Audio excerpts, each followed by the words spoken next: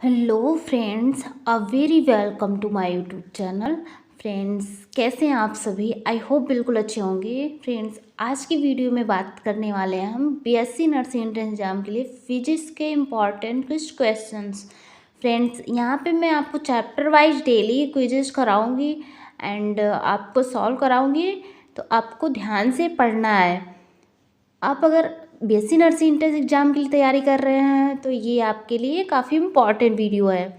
So friends, start करने से पहले आप अगर चैनल पर न्यू हैं तो चैनल को सब्सक्राइब करके रखिए एंड बेल आइकन को प्रेस करके रखिए ताकि कोई भी वीडियो की नोटिफिकेशन आपको फर्स्टली मिल जाए। सो चलिए स्टार्ट करते हैं। फर्स्ट क्वेश्चन क्या है?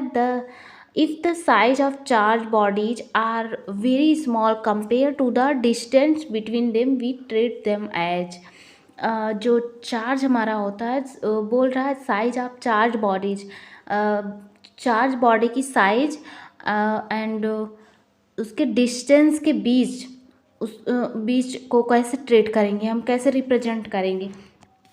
तो उसको देखिए, फर्स्ट ऑप्शन क्या है? Zero charge, and B option है पॉइंट चार्ज, सी ऑप्शन है single charge and D option no charge. तो जो हम किससे डिनोट करेंगे, देखिए मान लीजिए एक चार्ज ये है और एक चार्ज ये है, इसके बीच के डिस्टेंस हमने ले लिया, तो इसको किससे डिनोट कर रहे हैं हम? पॉइंट से। तो सेकेंड ऑप्शन इधर right, point charge. Okay, next question, question number 2, the force unit charge is known as, force per unit charge is known as, इसको क्या बोलते हैं? फोर्स पर यूनिट, उसको क्या बोलते हैं हम? तो उसको बोलते हैं इलेक्ट्रिक फील्ड। कैसे बोलते हैं? देखिए ई इक्वल टू क्या होता है? F by Q, force per unit by charge, उसको क्या बोलते हैं हम? Electric field. इलेक्ट्रिक फील्ड को किससे डिनोट करते हैं? ई से। Next question, question number 3, the force per safe true और false, the total charge of the isolated system is not conserved. इसमें क्या कह रहा है? क्वेश्चन क्या कह रहा है? स्टेट ट्रू और फॉल्स, ट्रू और फॉल आपको बताना है। The total charge of isolated system is not conserved, जो पूछ रहा है टोटल चार्ज जो होता है किसी आइसोलेशन सिस्टम का, वो कंजर्व नहीं होता है। तो फ्रेंड्स, हम आपको बता दें ये ना जो स्टेटमेंट है वो फॉल्स है। क्यों? क्योंकि जो टोटल चार्ज होता है किसी भी आइसोलेटेड सिस्टम का, वो कंजर्व्ड होता है, ना कि not conserved. Okay, I hope आपको क्लियर हो गया होगा। नेक्स्ट क्वेश्चन कर लेते हैं, question number 4, what is the dielectric constant of a metal? What is the dielectric constant of a metal?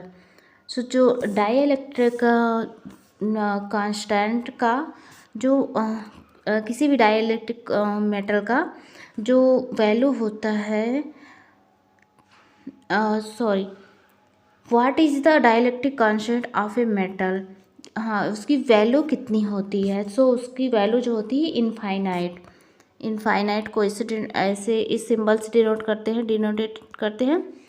So जो होता है dielectric constant of a metal, so option number D is the right. Okay, next question क्या है? If the charge of 1 coulomb is placed at a distance of 1 metre from another charge of the same magnitude in a vacuum, किसी vacuum में same magnitude के 2 charge हैं and distance, उसके charge की value क्या है? 1 कूलम एंड 1 मीटर डिस्टेंस है। So it experience an electric force repulsion of magnitude. आपको क्या बताना है? फोर्स ऑफ रिपल्सन, यानी एफ इक्वल टू आपको बताना है कितना वैल्यू इसका आएगा। तो चलिए सॉल्व कर लेते हैं। उसके पहले थोड़ा सा आपको हम याद दिला दें कुछ इम्पॉर्टेंट टर्म्स। इम्पॉर्टेंट टर्म्स आपको क्या जानना है कि एफ इक्वल टू क्या होता है? एफ इक्वल टू यानी कि कूलम्स लॉ आपने अगर पढ़ा होगा तो आप बता सकते हैं। सो एफ इक्वल टू होता है 1/4πε0 Q1 Q2 अपान R², जहाँ पे Q1 Q2 दो चार्ज हैं सेम मैग्नीट्यूड के, एंड आर क्या है यहाँ पे डिस्टेंस है, एंड 1/4πε0 क्या है, ये कोलम्बियन कांस्टेंट है। ओके, इसको के से भी कहीं कहीं डिनोटेट करते हैं। सो चलिए वैल्यू रखते हैं फटाफट एंड सॉल्व करते हैं क्वेश्चन को। एफ इक्वल टू फाइनली क्या होगा, वैल्यू रखते हैं 1/4πε0 की वैल्यू क्या होती है 9 × 10⁹। आप -9 कभी नहीं रखेंगे, 9 × 10⁹ न्यूटन मीटर स्क्वायर पर कूलम स्क्वायर। फिर यहाँ पे क्या, उसके बाद क्या रखेंगे, इंटू Q1 और Q2। Q1 और Q2 का वैल्यू क्या है 1 कूलम है, दोनों का सेम रहेगा, Q1 का भी Q2 का वैल्यू सेम रहेगा 1 कूलम। तो यहाँ पे 1 का स्क्वायर हम कर दे रहे हैं और कूलम यूनिट रख ले रहे हैं कूलम का स्क्वायर। राइट, क्लियर है यहाँ तक, आपको समझ में आ रहा है? अगर आपको कोई भी दिक्कत रहेगी तो प्लीज़ आप बता दीजिएगा। अपान में क्या है आर की वैल्यू क्या है 1 मीटर स्क्वायर। ओके, तो 1 मीटर स्क्वायर हो गया। चलिए फटाफट इसको सॉल्व कर लेते हैं।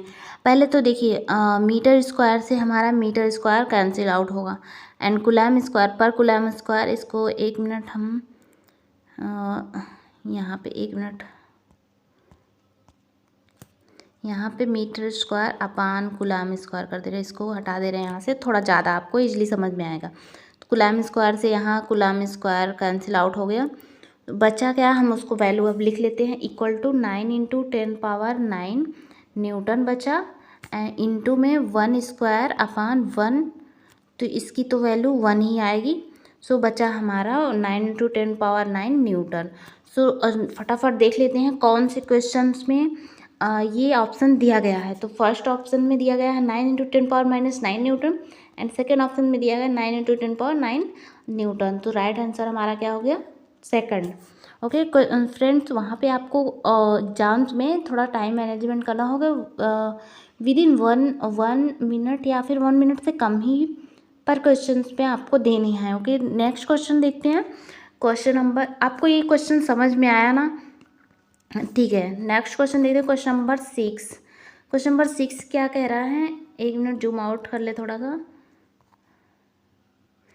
The quantization of charge indication that the quantization of charge indicates that option number A, charge which is a fraction of charge on an electron, it not possible। First option है।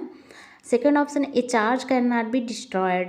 सी option है, charge exists on particles। D option है, there exist a minimum permissible charge on a particle. So जो right answer हमारा है option number A, charge which is a fraction of charge on an electron, it is not possible. कैसे है, जो क्वांटिजाइजेशन होता है हमारा चार्ज जो होता है, तो चार्ज इंडिकेट करता है क्या, charge which is a fraction of charge on an electron, जो चार्ज के इज फ्रैक्शन ऑफ चार्ज, हाँ fraction of charge an electron. इसका 1 मिनट एक्सप्लेनेशन आपको दिखा देते हैं हम। The quantisation of charge mean that when we say something has some charge, we mean by that how many times the charge of electron in has because the whole charge is associated with an electron। जो हमारा charge होता है, total charge होता है, वो associate होता है उसकी से मतलब इलेक्ट्रॉन से। ओके, क्लियर है? नेक्स्ट क्वेश्चन देखते हैं, question number 7। The property which differentiate two kind of charge is called. जो प्रॉपर्टी होती है डिफरेंशिएट इनटू मतलब 2 डिफरेंट टाइप के चार्ज हैं, यानी कि एक मान लेते हैं हम साइन, एक पॉजिटिव है एक निगेटिव है।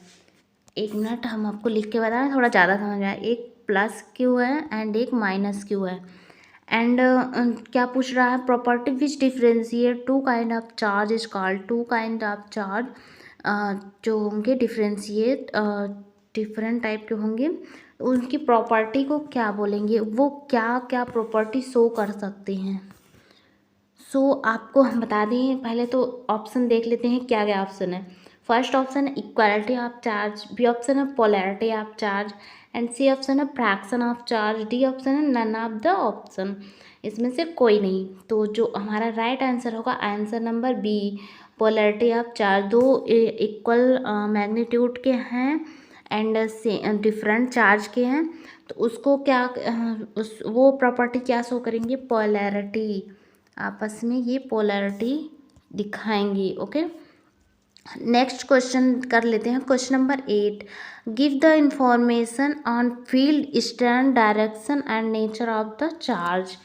Give the information of field strength, इसमें से कौन सा ऑप्शन आपको सेलेक्ट करना है जो कि इंफॉर्मेशन देता है फील्ड स्ट्रेंथ का, डायरेक्शन का and nature of the charge का। चार्ज का नेचर बताता है, स्ट्रेंथ बताता है, फील्ड स्ट्रेंथ क्या है एंड डायरेक्शन कौन सा है। तो इसमें आपने पढ़ा होगा अगर ध्यान से, तो आप यहाँ पे क्वेश्चन इजीली सॉल्व कर पाएंगे। तो फ्रेंड्स, आप पहले थ्योरी अपनी एक बार रिवाइज कर लीजिएगा। ओके, 11th 12th का आप एक बार सिलेबस जो भी है आप रिवाइज कर लीजिएगा NCERT, देन आप क्वेश्चन सॉल्व करेंगे। आप लिए बहुत ईजी होगा, आप सोचेंगे ये क्वेश्चन तो हम सेकेंडों में कर देंगे। सो फर्स्ट ऑप्शन देख लेते हैं, इलेक्ट्रिक करंट शो करता है, या फिर B electric flux, C electric field and D electric potential. So इसका जो राइट आंसर होगा, answer number C, electric field. जो फील्ड स्ट्रेंथ एंड डायरेक्शन और नेचर ऑफ द चार्ज बताता है वो होता है हमारा इलेक्ट्रिक फील्ड, उसके अंदर ये सारे कैरेक्टर्स होते हैं। नेक्स्ट क्वेश्चन देखते हैं, question number 9, choose the correct answer, F equal to K Q1 into Q2 upon R square, this is given by which law. ये काफ़ी इजी क्वेश्चंस हैं, आप 1 सेकेंड से भी कम नहीं लगना चाहिए इस क्वेश्चन को सॉल्व करने में। This is given by which law, कौन से लॉ से ये कौन से लॉ डिनोटेट करता है। So first option Faraday law, B option Newton law and C option Coulomb's law, Fleming law. आपको ये सारे लॉ अगर याद होंगे तो आप ये क्वेश्चन सारे जल्दी से ये क्वेश्चन सॉल्व कर पाएंगे। सो जो राइट आंसर फटाफट कर लेते हैं, सी ऑप्शन इधर right, Coulomb law, F equal to अभी मैंने बताया था 1/4πε0 Q1 Q2 upon R square. So next question कर लेते हैं, question number 10, what happen when a glass rod is rubbed with silk. Friends, ये काफ़ी इंपॉर्टेंट क्वेश्चंस है, ये बार बार रिपीट होते रहते हैं क्वेश्चन, ये बार बार पूछा गया question. Option number A, gain protons from silk. ये क्वेश्चन थोड़ा ट्रिकी है, थोड़ा सा माइंड इसमें लगाना है बस। What happen when a glass rod is rubbed with silk. अगर हम अब एग्जांपल ले लेते हैं, अगर हम दो चीज़ों को रब करेंगे तो उसमें क्या होगा, चार्ज और उसमें प्रोटॉन्स। एक सेकेंड, क्वेश्चन कर लेते हैं। Option number A is the gain protons from silk, B option है gain electrons from silk, C option है gives electron to silk and D option है gives proton to silk.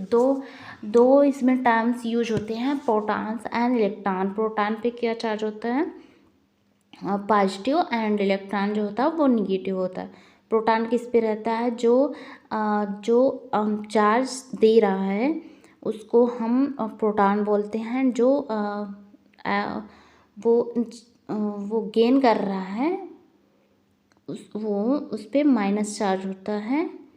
Okay, तो इसका जो right answer होगा, answer number A, gain proton from silk. Okay, right है, याद रहेगा आपको।